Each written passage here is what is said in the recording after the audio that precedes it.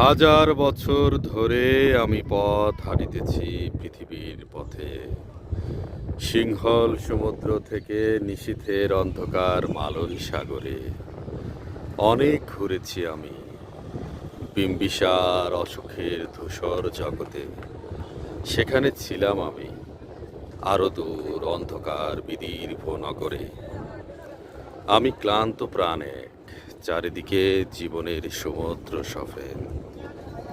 আমারে দুদণ্ড শান্তি দিয়েছিল নাটোরের বনলতা সেন। চুল তার কবেকার অন্ধকার বিদিশার নেশা, মুক্তার সাবশ্রীর কারুকার্য। অতিদূর সমুদ্রের পর হাল ভেঙে যে নাবিক হারায় আছে দিশা। সবুজ ঘাসের দেশ যখন সে চোখে দেখে দারুচিনি দ্বীপের ভেতর, তেমনই দেখেছি তারে অন্ধকারে।